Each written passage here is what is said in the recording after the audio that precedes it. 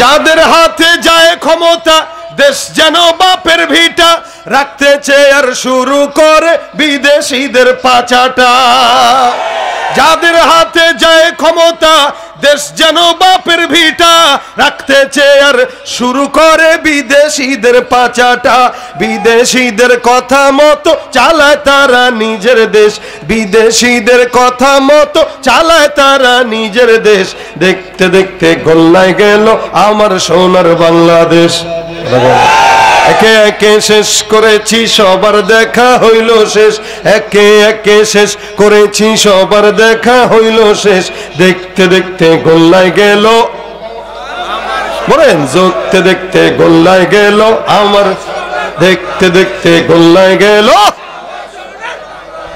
কেউ দিল না সবাই নিল আমরা যে কলুর বলদ সারা বছর নেয় না খবর নির্বাচনে খুব দরদ আছে না নাই কেউ দিল না সবাই নিল আমরা যে কলুর বলদ সারা বছর নেয় না খবর নির্বাচনে খুব দরদ নির্বাচনের আগে নেতা ধরে কত রকম বেশ নির্বাচনের আগে দেখো ধরে কত রকম বেশ দেখতে দেখতে গোল্লায় গেল আমার দেখতে দেখতে গোল্লায় গেল একে একে শেষ করেছি সবার দেখা হইল শেষ দেখতে দেখতে গোল্লায় গেল আমার সোনার বাংলাদেশ দেখতে দেখতে গোল্লায় গেল আমার সোনার বাংলাদেশ কথা কয় না কথা বলেন ঠিক কিনা সারা বাংলাদেশে অধিকাংশ চোর দ্বারা ভরপুর বলেন লিল্লাহে তাকবীর নারা তাকবীর আল কোরআনের আলো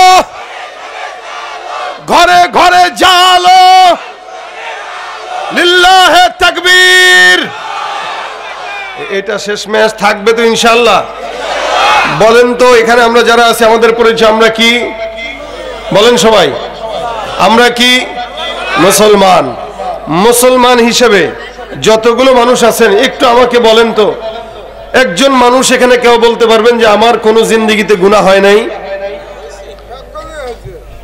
একজনও নাই সারা বাংলাদেশ নয় সারা বিশ্বে কেউ আছে কথা বোঝে না এরা সারা বিশ্বে এমন কেউ আছে যার কোনো গুনাহ নাই কিন্তু বাংলাদেশে একজন আল্লাহওয়ালা পাওয়া গেছে অনেক বড় বুজুর্গ নাম হলো আব্দুল লতিফ সিদ্দিকী গত কয়েকদিন আগে একটা ভিডিওতে দেখলাম উনি বলতেছে যে আমার কোনো গুনাহ নাই আপনারা দেখছেন এটা কত বড় বুজুর্গ চিন্তা করেন ওরে বাপ রে বাপ অনেক বড় বুজুর্গ তো সে বলতেছে আমি আল্লাহ পাকের নিয়ামত আশা করি আল্লাহ আমাকে বাঁচায় রাখছেন এটা আল্লাহ পাকের শুকরিয়া করি কিন্তু আমি ক্ষমা চাই না কারণ আমি গুনাহই তো করি নাই ক্ষমা চাবো কি আমাদের দেশের নেতারা গুনাহ করে না কারণ আমরা এদের গুনাহ করাই এরা নিজেরা করে না এদেরকে চুরি করার বন্দোবস্ত আমরা করে দেই ওরা তো করে না আমরা সামনে রেখে দেই রেখে চলে যাই ওরা নিয়ে নেয় নিজের মনে করে কি বলেন ঠিক না মনে রাখবেন আপনারা হয়তো মনে করতে পারেন এদেশ থেকে দুর্নীতিবাজরা স্বৈরাচাররা বিদায় হয়েছে কিন্তু আমি এখনো বলতে চাই এই দেশের 53-54 বছরের স্বাধীনতার পরবর্তী সময় আমরা কোনোদিন চোর মুক্ত বাংলাদেশ দেখি নাই যারা আসছে যারা গেছে সবাই সমান মনে রাখবেন শান্তি ততক্ষণ আসবে না যতক্ষণ এদেশে কোরআন সুন্নাহ মোতাবেক কোন আইন পাস না হবে কোরআন ছাড়া ইসলাম ছাড়া শান্তি আশা করা যায় এক দলকে টান দিয়া বসাবেন আরেক দলকে ক্ষমতার থেকে নামাবেন যাদেরকে নামাবেন যাদেরকে বসাবেন সবাই একই পাল্লার পথিক একই পথের পথিক যতক্ষণ কোরআন সুন্নাহর আইন না পাস হবে বাংলাদেশের শান্তির আশা করা যায় না ঠিক কিনা জোরে বলেন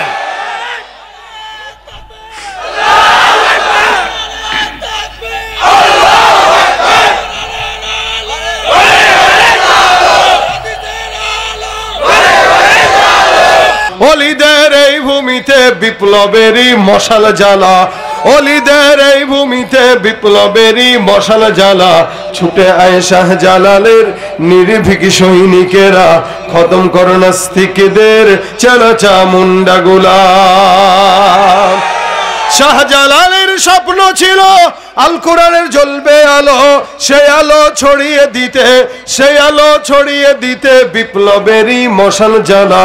ছুটে আয় শাহজালালের নির্ভীক সৈনিকেরা, খতম কর নাস্তিকেদের চালাচা মুন্ডাগুলা। কথা আসতে কয়রা, কারণ এদেরকে আমরা সুযোগ করে দেই। এজন্যই তারা বলে যে আমি গুনাহ করি না, কারণ যে আপনি করান সে করে না, আপনি সুযোগ করে দেন এই কারণে সে করে। কিন্তু আলহামদুলিল্লাহ আমরা মুসলমান হিসেবে বলতে চাই, আমরা যতগুলো মানুষ এখানে আছি বান্দা হিসেবে, মুসলমান হিসেবে আমরা চেষ্টা করি গুনাহ থেকে বাঁচার, কিন্তু এরপরেও হয়ে যায়। হয়ে গেলে কোনো সমস্যা নাই, কারণ আল্লাহ পাক রব্বুল আলামিনের দয়া আমাদের উপর আছে না নাই? গুনাহ হওয়াটা দোষের না, গুনাহের উপরে অটল থাকাটা দোষের। কিছু মানুষ আছে গুনাহ করে আবার অটল থাকে, আবার আমি কি গুনাহ করছি নাকি, এই যে এগুলোর মতো। এই যে লতিফ, আব্দুল লতিফ নামটা তো অনেক সুন্দর, এই নাম নিয়ে বলতে লজ্জা লাগে। এটা সিদ্দিকী না বলে এটা কাযযাবী বলা দরকার। কত বড় মিথ্যুক! শয়তানও তাকে দেখলে ভয় পায় যে আল্লাহ আমি কি শয়তান, ও তো আমার ওস্তাদ। কি বলেন? শয়তান কয় ও আমার ওস্তাদ। ভাইরা আমার, দেখেন প্রত্যেকটা ইমানদারের গুনাহ আছে, কিন্তু আল্লাহ পাক বলে বান্দা গুনাহ যেখানে শেষ আমি আল্লাহ পাকের দয়া সেখানে শুরু। এই জন্য তোমাদের একটা কাজ দরকার, একটা আমল দরকার, যেটা আমি আল্লাহ পাক বললাম কি আল্লাহ বলেন প্রত্যেকটা ইমানদারের অন্তরের ভিতরে যদি তাকওয়ার মেডিসিন ঢুকে যায় তো আল্লাহ পাক তাকে মুত্তাকি বানায় দেন। সুবহানাল্লাহ। আর মুত্তাকিদেরকে আল্লাহ পাকের বন্ধু বলা হয়। আল্লাহ পাক বলেন আলা ইন্না আউলিয়া আল্লাহ লা খাউফুন আলাইহিম ওয়া লা হুম ইয়াহজানুন। জেনে রাখো যারা আল্লাহর বন্ধু এদের দুনিয়াতেও ভয় নাই, আখিরাতেও টেনশন নাই। সুবহানাল্লাহ। যারা আল্লাহর বন্ধু, আমরা তো বন্ধু বানাই নেতাদেরকে, আমরা বন্ধু বানাই গাঁজাখোরদেরকে, আমরা বন্ধু বানাই সব বদকারদেরকে, আমরা বন্ধু বানাই আমেরিকা, ইন্ডিয়া, লন্ডন, ওই সমস্ত দেশের নায়ক নায়িকাদেরকে। আল্লাহকে বন্ধু বানাই না আমরা। কিন্তু আল্লাহ পাক বলেন আলা ইন্না আউলিয়া আল্লাহ লা খাউফুন আলাইহিম ওয়া লা হুম ইয়াহজানুন। মনে রাখবা যারা আমি আল্লাহ পাক রব্বুল আলামিনের বন্ধু তাদের জন্য হিসাব হলো দুইটা। এক নাম্বার, যারা আমাকে বন্ধু বানায় নাও তাদের জন্য আমি আল্লাহ পাক রব্বুল আলামিন এক নম্বরে বললাম জমিনের মধ্যে কোনো ভয় নাই, হকের পথে চলতে গেলে টেনশনের কারণ নাই, ইমানের পথে থাকবা ভয় নাই, বিয়ে করতে যাবা ভয় নাই, সন্তান হওয়ার জন্য ভয় নাই, চাকরি খুঁজে পাও না ভয় নাই, এলাকার মধ্যে ব্যবসা বাণিজ্য করবা কোনো ভয় নাই। অর্থাৎ দুনিয়ার যত কাজ আছে আমি আল্লাহ পাক রব্বুল আলামিন যদি আমাকে বন্ধু বানাও সব কাজকে আমি আল্লাহ সুন্দর করে আঞ্জাম দিয়ে দিব। এটা দুনিয়ার দিনে জমিনের হালত। কিয়ামতের ময়দানে আল্লাহ পাক রব্বুল আলামিন বান্দাকে জান্নাত দিবে নাকি জাহান্নাম দিবে, বান্দা এই ব্যাপারে পেরেশানি থাকবে। আমার আল্লাহ পাক রব্বুল আলামিন বলেন যারা আমাকে বন্ধু বানায় নেয় এদের জন্য দুনিয়াতে যেভাবে ভয় থাকবে না, কিয়ামতের ময়দানে ওদেরকে জাহান্নামে যাওয়ার কোনো পেরেশানিতে পড়া লাগবে না। আল্লাহ পাক রব্বুল আলামিন বলে তাদের জন্য আমি আল্লাহ পাক নিয়ামত রেখে দিলাম, এদের নিয়ামতটা জমিনেও থাকবে আখিরাতেও থাকবে। এরা যারা ঈমানদার আমাকে বন্ধু বানায় এরা কারা, এদের গুণ দুইটা আল্লাহ পাক রব্বুল আলামিন সুন্দর করে বর্ণনা করে বলেন আল্লাযীনা আমানু ওয়া কানু ইয়াত্তাকুন। এই যারা আমাকে বন্ধু বানায় তাদের একটা গুণ হলো, এক নম্বর গুণ আল্লাযীনা আমানু, তারা হবে ঈমানদার, ওয়া কানু ইয়াত্তাকুন, ঈমানদার থাকবে পাশাপাশি মুত্তাকিও হয়ে যাবে। সুবহানাল্লাহ। ঈমানদার আর মুত্তাকি এক জিনিস নয়। এখানে আমরা যারা আছি প্রত্যেকজন ঈমানদার কিন্তু মুত্তাকি না। ঈমানদার আর মুত্তাকি পার্থক্য আছে। ঈমানদার বলা হয় যারা আল্লাহকে না দেখে বিশ্বাস করে তারা মুমিন। আল্লাহকে না দেখে ইহুদিরাও বিশ্বাস করে, নাসারাও বিশ্বাস করে। ইহুদিরাও জানে একজন আসমানের মালিক আছে, নাসারাও বিশ্বাস করে আসমানে একজন আল্লাহ আছে। আপনারা আমরা যারা এখানে ঈমানদাররা বসা আমরাও বিশ্বাস করি আল্লাহ একজন আছে না নাই? এরাও বিশ্বাস করে, আমরাও বিশ্বাস করি। তাদের বিশ্বাস আর আমাদের বিশ্বাসের মধ্যে আসমান জমিন ফারাক। তারা বিশ্বাস করে কিন্তু আল্লাহর সঙ্গে আরেকজনকে শরীক করে নেয়। আমরা বিশ্বাস করি কিন্তু আল্লাহর সঙ্গে কাউরে শরীক করি না।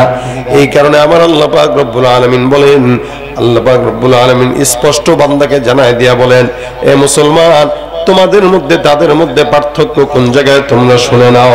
আল্লাহ পাক বলেন, ওয়াকালাতিল ইয়াহুদু উযাইরুন ইবনুল্লাহ ওয়া ক্বালাতিন নাসারাল মাসীহ ইবনুল্লাহ। আমার আল্লাহ পাক ডাক দিয়া বলেন, উযাইর আল্লাহর পুত্র। এই কথাটা বলে ইহুদিরা বলে উযাইর আলাইহিস সালাতু ওয়াস সালাম আল্লাহর পুত্র, নাউযুবিল্লাহ। ওয়া ক্বালাতিন নাসারাল মাসীহ ইবনুল্লাহ, নাসারা বলে মাসীহ হলো আল্লাহর পুত্র।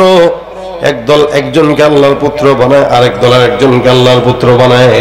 আর আমরা মুসলমানরা আল্লাহ পাকের শিখিয়ে দেওয়া সবক বর্ণনা করে বলি, কুল হুয়াল্লাহু আহাদ আল্লাহুস সামাদ লাম ইয়ালিদ ওয়া লাম ইউলাদ ওয়া লাম ইয়াকুল লাহু কুফুয়ান আহাদ।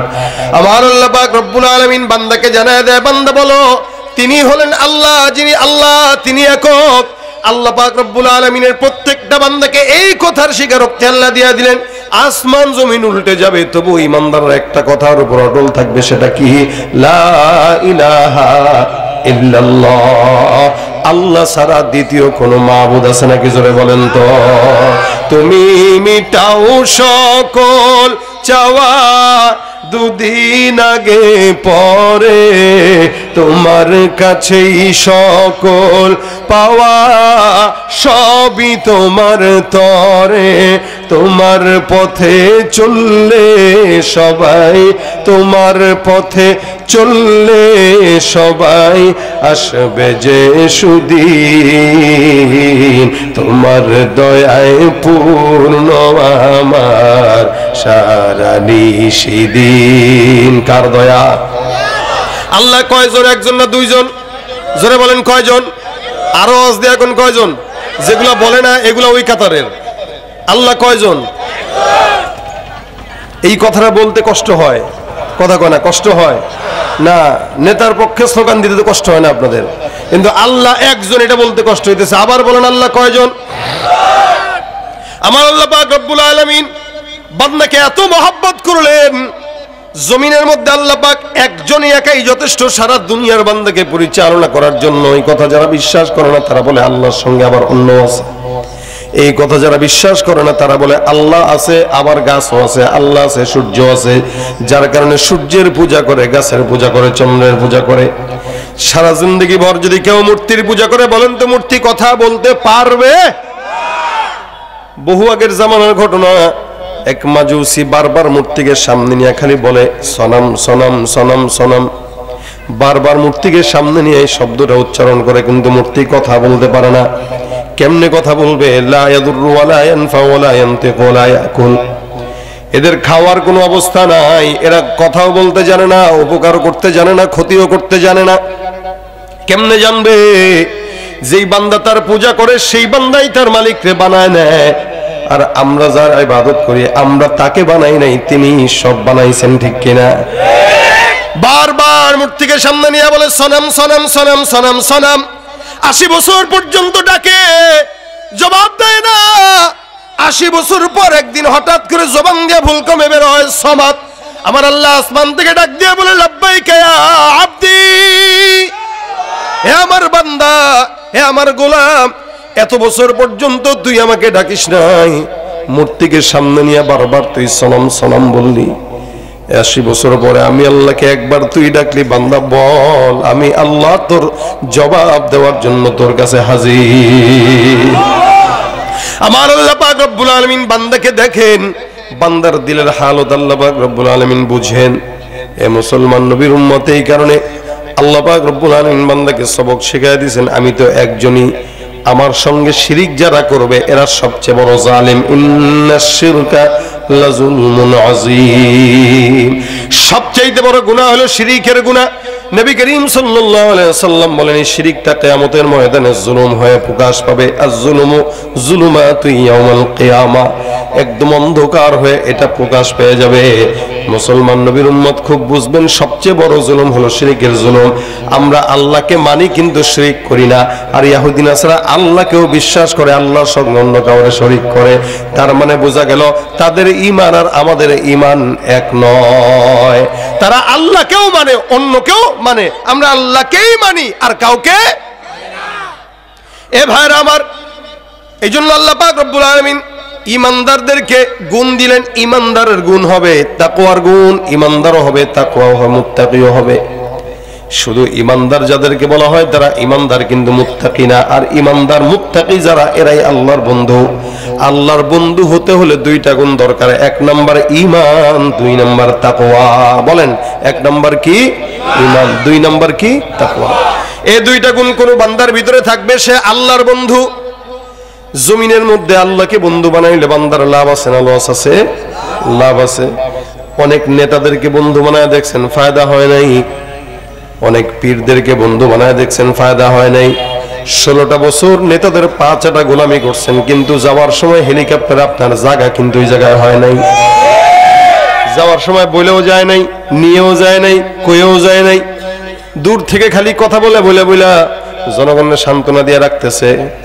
মনে রাখবেন, আমাদের দেশের যত নেতা আছে, যত বন্ধু আছে, আপনাদের মতো আমাদের মতো জনগণকে টিস্যু মনে করে, কিছু মনে করে না। টিস্যু ব্যবহার করে, স্বার্থ শেষ সুন্দর করে গোছায় ফালায় দেয়। আর আমার আল্লাহ রব্বুল আলামিন বান্দা যতই গুনাহ করুক না কেন, আমার আল্লাহ বলে, বান্দা কই যাবি, আমার কাছে তুই আশা লাগবে। 1000 কোটি গুনাহ হওয়ার পর যদি একবার আমি আল্লাহকে ডাকো, আমি আল্লাহ তোমার জন্য রেডি।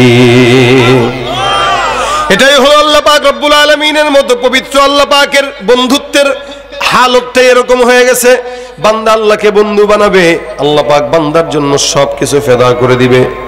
হে ভাইরা আমার, এই জন্য আল্লাহ পাক বলেন, যারা আমি আল্লাহকে বন্ধু বানায় নেয় তাদের দুইটা গুণ থাকবে, এক নাম্বার ঈমান, দুই নাম্বার তাকওয়া।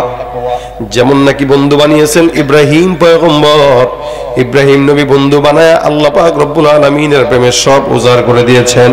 আমরা যেরকম আমাদের নেতাদের কাছে সব উজাড় করে দেই, ইব্রাহিম নবী তার মাওলার কাছে সব উজাড় করে দিয়েছেন। ওই জামানায় ইব্রাহিম ছাড়া কেউ আল্লাহর বন্ধু ছিল না। আমার আল্লাহ পাক রব্বুল আলামিন আসমানের মধ্যে আল্লাহ একজন বন্ধু, জমিনের মধ্যে আল্লাহরও একজন বন্ধু। আল্লাহ পাক রব্বুল আলামিন আসমানে কেবল বারবার বলে ইব্রাহিম ইব্রাহিম। এই জন্য হাদিসে আছে, কোন বান্দা যখন আল্লাহকে ডাকে জমিনের হাজারো মানুষের সামনে, আমার আল্লাহ পাক ওই বান্দাকে আসমানের লক্ষ কোটি ফেরেশতার সামনে বান্দার জিকির করে, সুবহানাল্লাহ। জমিনে আপনি ডাকবেন, আসমানে আল্লাহ পাক আপনাকে ডাকবে। দামটা কত? ইব্রাহিম পয়গম্বর একবার কোন একটা জায়গায় গেল, ছাগল চড়াইতে মরুভূমির মধ্যে। হঠাৎ করে দূর থেকে আওয়াজ, কোন একটা বান্দা কি যেন পড়তেছে, সুন্দর করে মালিকের শানের প্রেমের কবিতা পাঠ করতেছে। আওয়াজ কানের মধ্যে আসলো, সুন্দর করে বলতেছে, সুবহানাদিল মুলকি ওয়াল মালাকুতি, সুবহানাদিল ইজ্জতি ওয়াল আজমাতি ওয়াল হাইবাতি ওয়াল কুদরতি ওয়াল কিবরিয়া।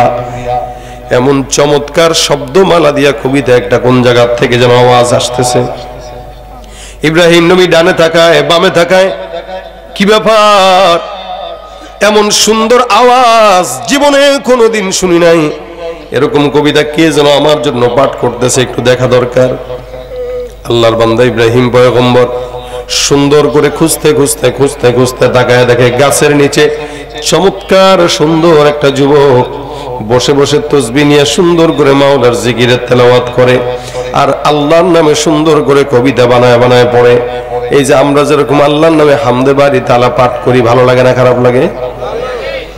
এ ভাইরা আমার, দেখেন এই বান্দাটা এরকম পড়তেছে। ইব্রাহিম নবী আসলো, এসে ডাক দিয়ে বলে, যুবক, তুমি যে মাওলার শানে এত চমৎকার কবিতা পড়তেছ, কবিতাটা আমাকে আরেকবার শুনে দাও।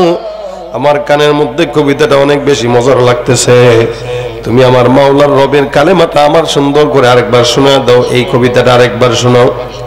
ওই যুবকটা ডাক দেয়া বলে, ভাই তুমি কে? আমি তোমাকে চিনি না, কিন্তু আমি যেই কবিতাটা বানায় বানায় পড়তেছি, কবিতাটা অনেক দামি, বানাইতে কষ্ট হয়েছে। এই কবিতাটা ফ্রি শোনানো যাবে না, এটা যদি শুনতে চাও টাকা দিয়ে শোনা লাগবে। ইব্রাহিম পয়গম্বর কয়, এটা আবার কোন ধরনের কথা? আল্লাহ পাকের নামের জিকির শুনবো, টাকা দিয়ে কেন শোনা লাগবে? ওই লোকটা টাকা ছাড়া শোনাতে এক বিন্দু পরিমাণেও রাজি না।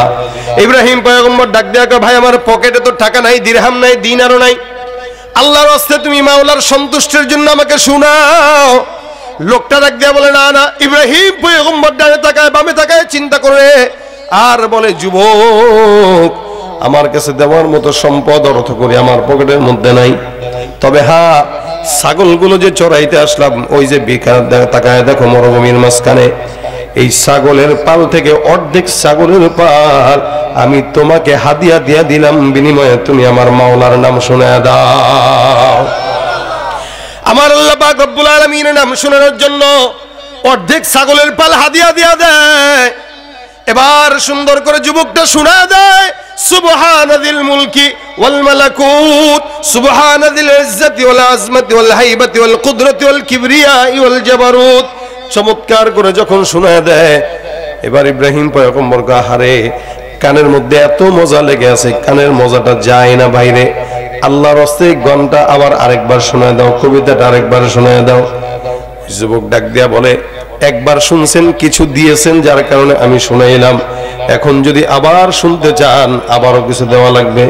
ইব্রাহিম পয়গম্বর কয়, বিপদেই না পড়লাম, আল্লাহর নাম শুনবো, এটা শোনার জন্য আবার টাকাও লাগবে।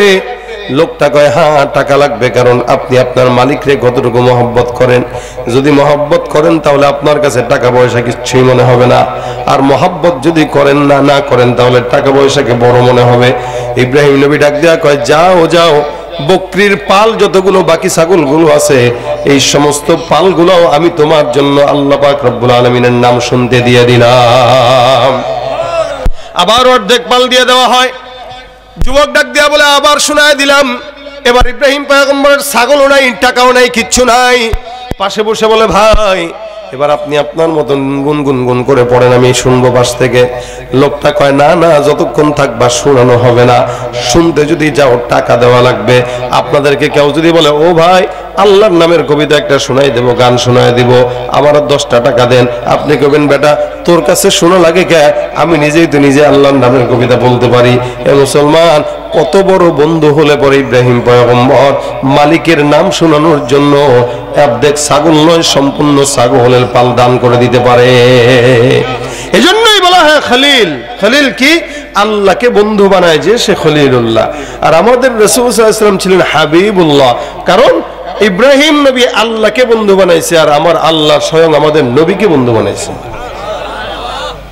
ভাইরা আমার, ইব্রাহিম পয়গম্বর এবার ডাক দেয়া বলে, যুবক তোমার চেহারা দেখলে মনে হয় তুমি বংশসম্ভ্রান্ত ফ্যামিলির লোক, তোমার চেহারা দেখলে মনে হয় তুমি ভালো একটা বংশের সন্তান, ছাগল চড়ানোর মতো যোগ্যতা নিশ্চিত তোমার নাই। এই যে এতগুলো ছাগল তোমাকে আমি দান করে দিলাম আল্লাহর নামের জন্য, তুমি বলো তোমার তো একজন রাখাল দরকার আছে। বলে, হ্যাঁ আমার তো রাখাল লাগবে, কারণ ছাগল তো পেয়েই গেলাম। ইব্রাহিম নবী ডাক দেয়া বলে, যুবক তোমার যদি রাখাল লাগে, অন্য কোনো বাহিরের রাখাল দরকার নাই, আমি যেহেতু ছাগলগুলো তোমাকে দান করে দিলাম, সুতরাং এই ছাগলগুলোর রাখাল হিসেবে আমি নিজে ভালো জানি ছাগলগুলোরে কেমনে কি করা লাগে, তুমি আমাকে রাখাল হিসেবে গ্রহণ করে নাও, বিনিময়ে বেতন হিসেবে মাওলার নামের কবিতাটাই আমাকে শোনায় দিও। সুবহানাল্লাহ। আল্লাহ পাক রব্বুল আলামিনের নামের মজা কত বেশি ইব্রাহিমের কাছে, যার কারণে ইব্রাহিম পয়গম্বর খলিলুল্লাহ এই সমস্ত কিছু আল্লাহর জন্য দান করে দিতেছেন। যুবকটা এবার ডাক দিয়া বলে, এ ভাই তুমি কে? তোমার এই সমস্ত কিছু দেখে আমার বড় ভালো লাগছে। তুমি রাখালো হইতে চাইলা, এটা আমি বুঝলাম, তবে তোমার রাখালো হওয়া দরকার নাই, ছাগলগুলাও দেওয়া দরকার নাই। যাও যাও, সব ছাগলগুলো আমি তোমাকে দান করে দিলাম, আবার ফেরত দিয়ে দিলাম। সুবহানাল্লাহ। ইব্রাহিম নবী তাকে দিলেন, সে আবার ইব্রাহিম নবীকে দান করে দিলেন। এবার যুবক ডাক দিয়া বলতেছে, এ যুবক ভাই ইব্রাহিম, তুমি মনে করো না দুনিয়ার কোন সাধারণ বান্দা, আমি তোমাকে পরীক্ষা করার জন্য আল্লাহর তরফ থেকে একজন ফেরেশতা জমিনের মধ্যে নেমে এসে তোমাকে পরীক্ষা করলাম। আসমানের মধ্যে বারবার বলতে শুনি, ইব্রাহিম তোমার নামটা সারাদিন আসমানের মধ্যে আমার মাওলা ডাকে। আল্লাহ পাক রব্বুল আলামিন বলে, ফাযকুরুনি আযকুরুকুম ওয়াশকুরুলি ওয়ালা তাকফুরুন। আমার আল্লাহ পাক রব্বুল আলামিন বলে, বান্দা জমিনে কোন ইমানদার যদি আমি আল্লাহকে ডাক দাও, আমি আল্লাহ তোমাকে ডাকবো। জমিনে তুমি ডাকবা আর আমি আল্লাহ আসমানে ডাকবো। বান্দা জমিনে একবার ডাকবে, আমি আল্লাহ আসমানে 10 বার ডাকবো।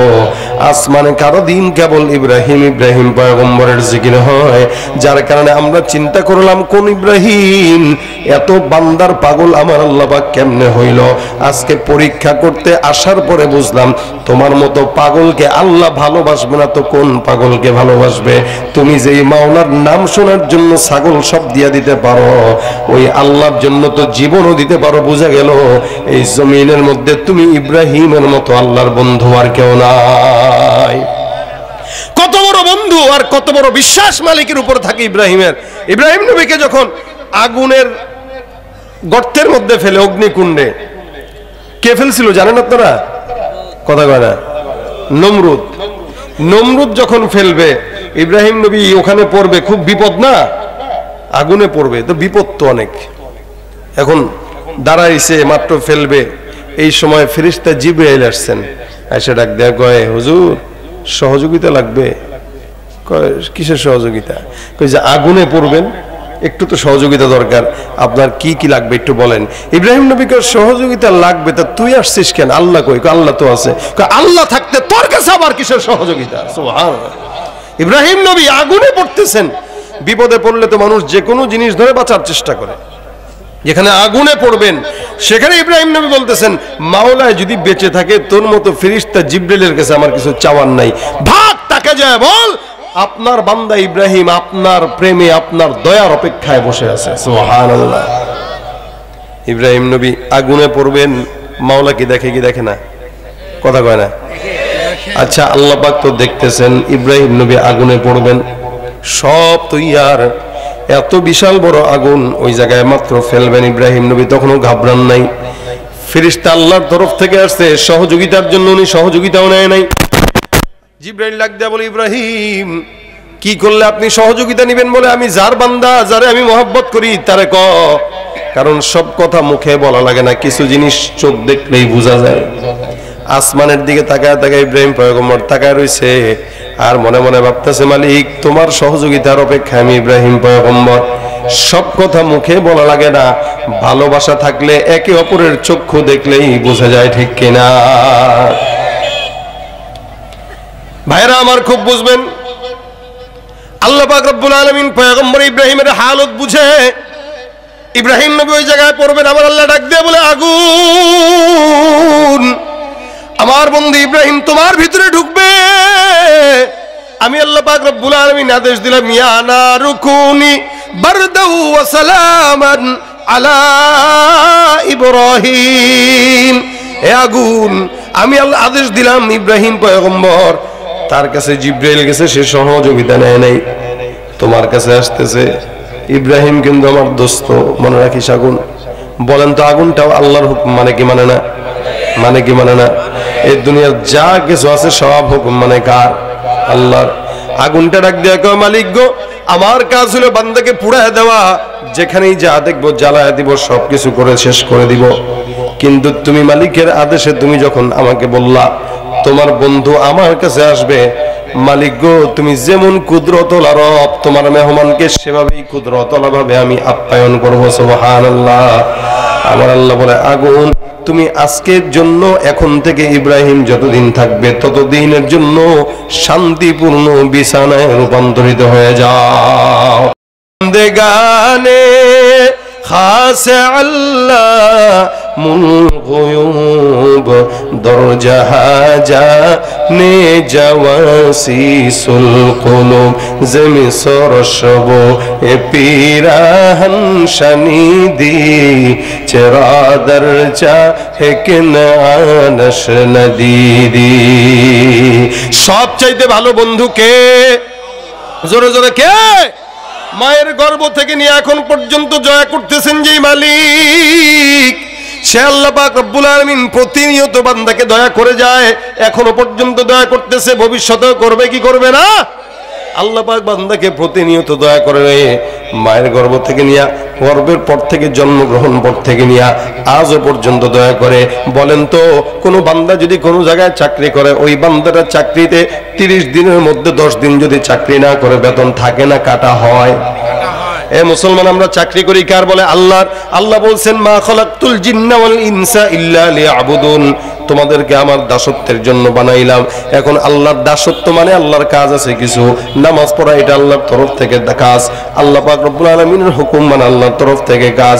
বলেন তো, এই সমাজে যত মুসলমান দাবি করে, একটা মুসলমানও কি আসল মুসলমান না?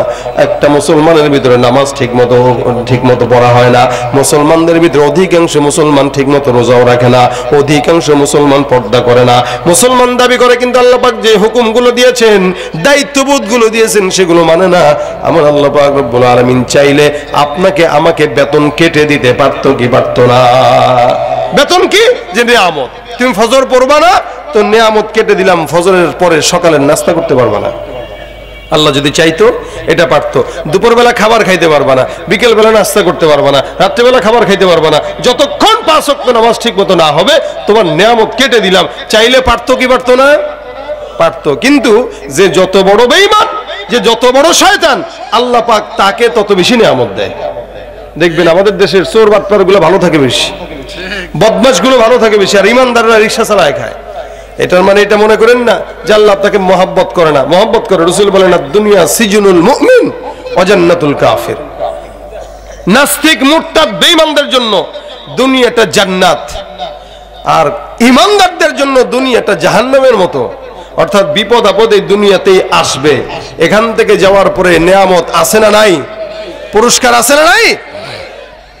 ভাইরা আমার খুব বুঝেন, আমার আল্লাহ পাক রব্বুল আলামিন চাইলে বান্দার সব নিয়ামত কেটে দিতে পারতেন, কিন্তু কাটেন না। কত দয়া করেন, কারণ এটাই তো আসল বন্ধুর পরিচয়। বিপদেই বন্ধুর পরিচয় পাওয়া যায়। বান্দা যতই বিপদে পড়ুক না কেন, দুনিয়ার কোন নেতা না শুনলেও আল্লাহ পাক রব্বুল আলামিন শুনে কে শুনে না?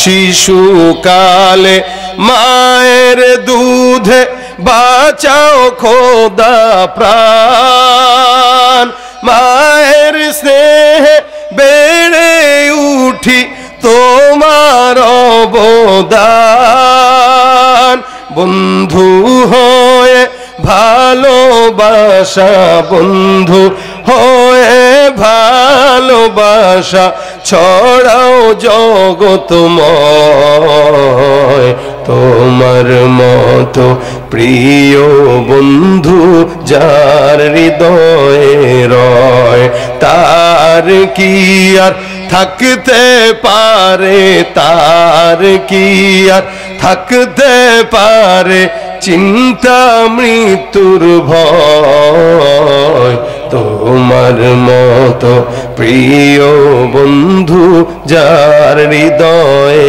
রয়। বন্ধুকে এই জন্য আল্লাহ বলেন আলা ইন্না আউলিয়া আল্লাহ লা খাউফুন আলাইহিম ওয়ালা হুম ইয়াহজানুন। যারা আল্লাহকে বন্ধু বানায় তাদের ভয় নাই, কিয়ামতের ময়দানে জাহান্নামে যাওয়ার কোনো টেনশন তাদের মধ্যে থাকবে না। আর তারা কারা? এক প্রকার ইমানদার, দুই প্রকার মুত্তাকি। ইমানদারের ভিতরে শুধু এতটুকু বিশ্বাস যে আল্লাহ আছে, আর মুত্তাকি যারা, এরা আল্লাহ পাকের সমস্ত হুকুম মেনে চলে, কোনো গুনাহ করেও না, কোনো নেক ছাড়েও না। এটা হলো মুত্তাকি। মুত্তাকি যারা, তারা হারামের কাছেও যায় না। মনে করেন উদাহরণত, টাকনুর নিচে প্যান্ট পরা হালাল না হারাম? হারাম। মুত্তাকিদের কাজ হলো টাকনুর বরাবর পড়বে না, উঁচায় পড়বে, নিসফে সাক। কারণ ও চিন্তা করবে টাকনুর নিচে যেহেতু হারাম, টাকনু পর্যন্ত যাওয়া যাবে না, কারণ যেখানে হালালের সীমানা শেষ সেখানে হারামের সীমানা শুরু। এই জন্য মুত্তাকিরা চিন্তা করে না যেখানে হারাম আছে, যেখানে সুদ আছে, যেখানে ঘুষ আছে, ওর কাছেও যাওয়া যাবে না। এটা হলো মুত্তাকি। আপনি বলবেন ভাই আমি তো হারাম কাজ করি নাই, আমি বলবো আপনি হারাম কাজ করেন নাই, কিন্তু তাকওয়ার খেলাফ কাজ করছেন। এটাই হলো মুত্তাকিদের পরিচয়। মুত্তাকিরা তাকওয়ার খেলাফ কাজ কোনো করে না। আল্লাহ বলেন যারা আমাকে বন্ধু বানায় তাদের গুণ থাকবে দুইটা, 1 নম্বর তারা ইমানদার, 2 নম্বর তারা মুত্তাকি। আর মুত্তাকিদের জন্য আমি আল্লাহ পাক যত বিপদের রাস্তা হোক, সব বিপদের রাস্তা আমি আল্লাহ দূর করে দিব। এ মুসলমান বর্তমান সময়ে মুত্তাকি বান্দাও পাওয়া যায় না, মুমিন বান্দাও পাওয়া যায় না, শুধুমাত্র নাম কাওয়াজতে সবার নাম মুমিন।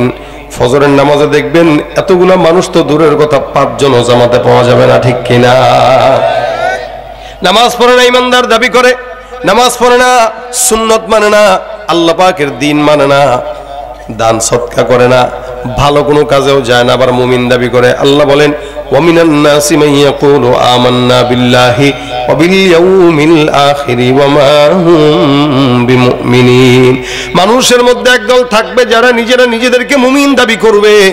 আমি আল্লাহ পাক রব্বুল আলামিন ঘোষণা করলাম, এরা যতই নিজেকে মুমিন দাবি করুক না কেন, মুমিন নয়, এরা হলো ভণ্ড, এরা হলো বেঈমান, ঠিক কিনা? তুমি রমজান এলে রাখো না রোজা, দিনকে করো আঘাত, পয়সা করির নেই তো অভাব, দাও না তো যাকাত, ঠিক কিনা? রমজান এলে রাখো না রোজা, দিনকে করো আঘাত, পয়সা করির নেই তো অভাব, দাও না তো যাকাত।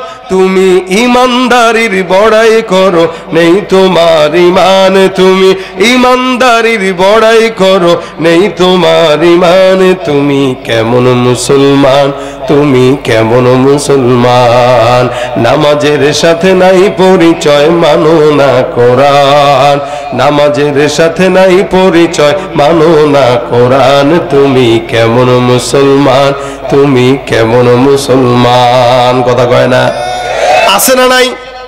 সুদের টাকায় প্রাসাদ গড়, ঘুষ ছাড়ো না, দিন দুঃখী না খেয়ে মরে, খবর রাখো না। ইমানদার দাবি করে ভাই কেমনে চলেন? কয় হুজুর 40 বছর পর্যন্ত সরকারি চাকরি করছি, তারপরে প্রমোশন পাইছি, এই করছি সেই করছি, সরকার টাকা দিছে 40 লাখ, আলহামদুলিল্লাহ আল্লাহ চালায়। ব্যাংকে 40 লাখ টাকা রেখে দিছি, মাসে মাসে যে সুদ আছে ওইটা দিয়ে আল্লাহ ভালো মতো চালায়। কথা বুঝে নাই? বড় ইমানদার মানুষ সারা জিন্দিগি অকাম কুকাম করে লাস্টের জিন্দিগিতে নামাজ পড়ে অথবা মসজিদের সভাপতি হয়ে তসবিহ লাগায়, মনে করছে ইমানদার হয়ে গেছে। কিন্তু সারা জীবন ইমান গুনাহের কাজ করার পর লাস্ট জীবনে যদি নামাজও ধরে, ওই যে সারা জিন্দিগির গুনাহের আসর থাকার কারণে হারাম থেকে বেঁচে চলে না, সুদের টাকা খায়, সেও মুমিন দাবি করে। আল্লাহ বলেন মুমিন দাবি করবে, মুমিন হতে পারে নাই। সুদের টাকায় প্রাসাদে গড়, ঘুষ ছাড়ো না, দিন দুঃখী না খেয়ে মরে, খবর রাখো না। তুমি ঘুষ খেয়ে বিচার করো, সাজিয়া প্রধান, তুমি ঘুষ খেয়ে বিচার করো, সাজিয়া প্রধান। তুমি কেমন মুসলমান? কথা কয় না? কেমন মুসলমান? কথা সত্য না মিথ্যা? সুদের কারবার এই দেশে আছে, আপনাদের এই এলাকায় আছে। যত বড় ইমানদার দাবি করেন, মুত্তাকি দাবি করেন, সুদ যদি কেউ খায় ও শয়তানের খালাতো ভাই, ও মুত্তাকি হতে পারে? তাকওয়া হলো এটা, হারাম থেকে বাঁচবে। মুত্তাকি যাকে দাবি করবে সে হারামের কাছেও যাবে না। ইমানদার যে দাবি করবে নিজেকে সমস্ত কার্যক্রম হারাম থেকে বেঁচে থাকবে। এ মুসলমানই কারণে ইমান 3 জিনিসের সমন্বয়কে বলা হয়। 1 নাম্বার তাসদীক বিল জিনান, 2 নম্বরে ইকরার বিল লিসান, 3 নম্বর আমল বিল আরকান। 1 নম্বর তাসদীক বিল জিনান, ইমানদার যারা দাবি করবে অন্তর দিয়া বিশ্বাস করবে আল্লাহ আছে না নাই, এটা ইমানের প্রথম ধাপ। তাসদীক বিল জিনান ইমানের প্রথম ধাপ। আল্লাহ পাক রব্বুল আলামিন আছে বিশ্বাস করি, এই কথার স্বীকারোক্তি যারা দেয় এরাই হলো ইমানদার। 2 নম্বর এই কথা অন্তর থেকে বিশ্বাস করার পাশাপাশি ইকরার বিল লিসান, জবান দিয়ে স্বীকার করা লাগবে। দেখেন আবু তালেব পয়গম্বরকে এত পছন্দ করতে, এত মহব্বত করতে, এত সহযোগিতা করত, শুধুমাত্র কালেমার স্বীকারোক্তি না দেওয়ার কারণে আবু তালেব জান্নাতি না জাহান্নামী? রাসূলকে অনেক কষ্ট করছেন, মুজাহাদা করছেন রাসূলের পিছনে, খুব বেশি হেল্প করতেন। আবু তালেব যতটুকু হেল্প রাসূলকে করছে অন্য কেউ এরকম হেল্প করে নাই। এরপরেও নবী করিম সাল্লাল্লাহু আলাইহি ওয়াসাল্লাম সাকরাতুল মাউতের সময় চাচার কাছে কানে কানে বলছেন, চাচা দয়া করে আপনি একটা বার কালেমাটা শুধু জবান দিয়ে মুখে দিয়ে উচ্চারণ করেন, ইনশাআল্লাহ আমি আপনাকে আল্লাহর কাছে মাফ চাওয়া জান্নাতের ব্যবস্থা করে দিব। কপাল পোড়া হইলে যা হয়। সারা জিন্দেগি রাসূলের পিছনে ছিল, ডানে ছিল, বামে ছিল, সামনে ছিল, কিন্তু শেষ বয়সে নবীর সাথে যদি খালি একটু জবান দিয়ে বলে দিত লা ইলাহা ইল্লাল্লাহ, বাস কিচ্ছা খতম হয়ে যেত। সারা জিন্দেগি যত গুনাহ করছে, উল্টা পাল্টা করছে, সব মাফ হয়ে যেত এক লা ইলাহা ইল্লাল্লাহ। দিল থেকে আবু তালেবও বিশ্বাস করে মোহাম্মদ সত্য নবী, আল্লাহ পাক আছে, কিন্তু স্বীকার করে নাই। এতটুকু না করার কারণে আবু তালেব জাহান্নামী হয়ে গেছে। তা দেখেন, এটা ইমানের দ্বিতীয় নাম্বার গুণ, ইকরার বিল লিসান। আমরা এখানে যারা আছি আলহামদুলিল্লাহ, আমরা জবান দিয়েও স্বীকার করি, অন্তর দিয়েও কি করি? বিশ্বাস করি। আমারও বিশ্বাস আছে, আপনাদেরও বিশ্বাস আছে যে আল্লাহ পাক আছে। আবার জবান দিয়ে স্বীকার করছি কেন? কারণ আমরা লা ইলাহা ইল্লাল্লাহ মুহাম্মাদুর রাসূলুল্লাহ এটা পড়ি। আর সবচেয়ে বড় কথা হলো আলহামদুলিল্লাহ, আল্লাহ পাক আমাদেরকে মুসলমানের ঘরে জন্ম দিয়েছেন। আলহামদুলিল্লাহ বলেন, আলহামদুলিল্লাহ। আচ্ছা বুঝেন কথা, মুসলমানের ঘরে জন্ম নেওয়া অনেক সৌভাগ্যের। কারণ নবী বলেন, মান ক্বালা লা ইলাহা ইল্লাল্লাহ দাখালাল জান্নাহ, কেউ যদি একবার কালেমা পড়ে সে জান্নাতে চলে যাবে।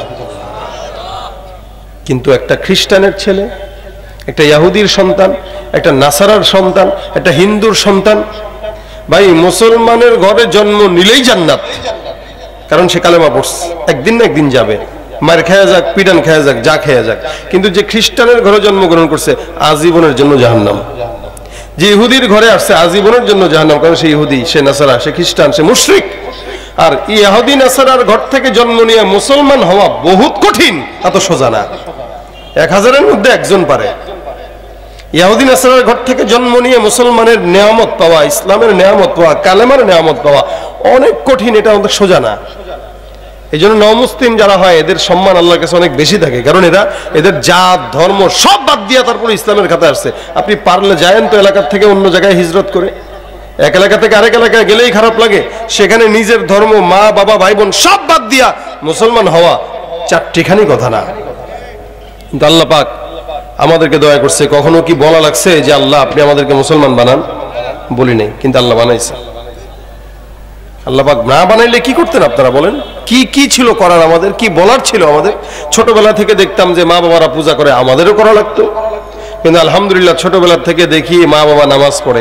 আগেই না আমরা দেখতাম, যদিও অবশ্য এখন দেখে না, আগে আমরা ছোটবেলায় গ্রামগঞ্জে দেখতাম সকালবেলা ঘুম থেকে উঠতাম মা বাবার কোরআন তেলাওয়াতের আওয়াজে, উঠে দেখতাম কোরআন তেলাওয়াত করতেছে, জিকির করতেছে। আর এখনকার বাচ্চারা ঘুম থেকে উঠে দেখে মা বাবা মোবাইলে ফেসবুক আর ইউটিউব চালাইতেছে। পার্থক্য এটা। এ কেমনে বাচ্চারা ইমানদার হবে? এই জন্য শুধু নামে আছে, কামে নামে আছে, কামে নাই। এই কারণে তিনটা জিনিসের সমন্বয়কে বলা হয় ইমানদার। 1 নম্বর তাসদীক বিল জিনান, 2 নম্বর ইকরার বিল লিসান, অন্তর দিয়া বিশ্বাস করবা আল্লাহ আছে, জবান দিয়া স্বীকার করবা লা ইলাহা ইল্লাল্লাহ মুহাম্মাদুর রাসূলুল্লাহ। 3 নম্বর আমল বিল আরকান, এটা আমাদের মধ্যে বড়ই অভাব। এই সমাজের মধ্যে যতগুলো বান্দা আছে সবাই ইমানদার, কালেমাও পড়ে, অন্তর দিয়া বিশ্বাসও করে, কিন্তু এই মানুষগুলা আল্লাহ পাকের সকল হুকুম আহকামগুলো জবান দিয়া ঠিক মতো মানে না, অন্তর দিয়াও মানে না, আমল দিয়াও মানে না। এই জন্য যার ভিতরে 3 নম্বর গুণ নাই ও মুসলমান না, ও হলো ভণ্ড বেঈমান। কালেমা থাকবে, বিশ্বাসও থাকবে, আমলও থাকবে। আমাদের ভিতরে কালেমাও আছে, বিশ্বাসও আছে, স্বীকারোক্তিও আছে, আমলের অভাব, যার কারণে ইমানদার ঘুষ খায়, ইমানদার সুদ খায়, ইমানদার দুর্নীতি করে, ইমানদার মানুষকে ঠকায়, ইমানদার আরেকজনের জায়গা মেরে খায়। ইমানদার এমন কোন গুনাহ নাই যেটা করে, সব করে। এই জন্য ভাইরা আল্লাহ পাক রব্বুল আলামিন বলেন আল্লাযীনা আমানু ওয়া কানু ইয়াত্তাকুন, ইমানদার যারা তারা আল্লাহকেও মানবে, মুত্তাকিও হয়ে যাবে, তাদের জন্য আরো পুরস্কার আছে। লাহুমুল বুশরা ফিল হায়াতিদ দুনিয়া ফিল আখিরাহ, আল্লাহ বলেন তাদের জন্য দুনিয়া এবং আখিরাতে সুসংবাদ। কিসের? বলে আল্লাহর জান্নাতের। সুবহানাল্লাহ। এইজন্য ভাইরা আমার, আল্লাহকে বন্ধু বানিয়ে ইমানদার এবং মুত্তাকি হব। মুত্তাকি আর ইমানদার যদি হতে পারি তো ইনশাআল্লাহ আল্লাহর জান্নাতের সুসংবাদ আমাদের সকলের জন্য আছে। জান্নাতে যেতে চাই তো? কথা কয় না, এটা মুখস্থ কথা। চাই চাই চাই, কিন্তু চায় ঠিকই আবার অকামও করে, চায় ঠিকই গুনাহও করে, চায় ঠিকই অন্যায় করে। এই কারণে যত অন্যায় হয়ে গেছে এগুলো মাফের জন্য একটা আমল আছে, কি? সেটা হলো ইস্তেগফার। আল্লাহ পাক বলেন তোমরা বেশি বেশি ইস্তেগফার করো, আমি আল্লাহ পাক রব্বুল আলামিন অতীতের সব গুনাহ ক্ষমা করে দেব। এখানে যতগুলো মানুষ আসছেন প্রত্যেকটা বান্দার গুনাহ যদি আমাদের সমাজে প্রকাশ পেত, আমরা কেউ এখানে আসতে পারতাম না, মুখ উঁচা করে কথা বলতে পারতাম না, একজন একজনের সাথে দেখা করতে পারতাম না। কিন্তু আল্লাহ পাক দয়া করছে বিদায় এখনো আমি আপনাদের সামনে কথা বলতেছি, আপনারা এখনো একজন একজনকে দেখতেছেন, বরঞ্চ আল্লাহ পাক আমাদের গুনাহগুলোকে গোপন রেখে দিয়েছেন। শুধু তাই নয়, কোন মুমিন যদি কোন মুমিনের গুনাহ দেখেও ফেলে, আল্লাহ বলছেন, রাসূল বলেন, তুমিও তার দোষ গোপন রাখো, কিয়ামতে আল্লাহও তোমার দোষ গোপন রাখবে। এজন্য ভাইরা আমার, গুনাহ যতটুকু হয় এগুলো প্রত্যেকের জিন্দেগিতে আছে, আমার জিন্দেগিতে আছে, আপনাদের জিন্দেগিতে আছে। এই রাত পর্যন্ত বসলেন, আরো আলোচনা শুনবেন, তারপরে বাসায় যাবেন। কথা হইলে ফায়দা কোথায়? ফায়দা তখন হবে, আসলাম মাহফিলে, কিছু কথা শুনলাম আর আমলের নিয়তে গেলাম, আমল করলাম, ফায়দা তখন হবে। আর যদি এরকম ইচ্ছা হয় যে আসছি, শুনছি, চিল্লাচিল্লি করছি, তকবির টকবির দিয়েছি, ভালো লাগছে, শরীরটা গরম হয়েছে, বাসায় যায় ঘুমাই, সকাল 10টায় ঘুম থেকে উঠবো, ফজর দরকার আছে নাকি? রাত 1টা পর্যন্ত বয়ান শুনছি, অলরেডি এখন 1টার বেশি বাজে। তাহলে এই যে 1টার বেশি বাজে, এতক্ষণ বয়ান শুনছেন, তা এতক্ষণ বয়ান শুনলে কি আর ফজর লাগে? কি বলেন, লাগে? আসলেই লাগে? তাহলে বলেন, কেউ যদি মনে করে যে এটাই আমার মাকসাদ, মাহফিলে আসবো আর চলে যাব, তাহলে ফায়দা নেই। আর যদি মনে করে না, রাত 2টা পর্যন্ত বয়ান হোক, ফজরটা পড়তেই হবে, কারণ ফজর পড়ার জন্যই মাহফিল।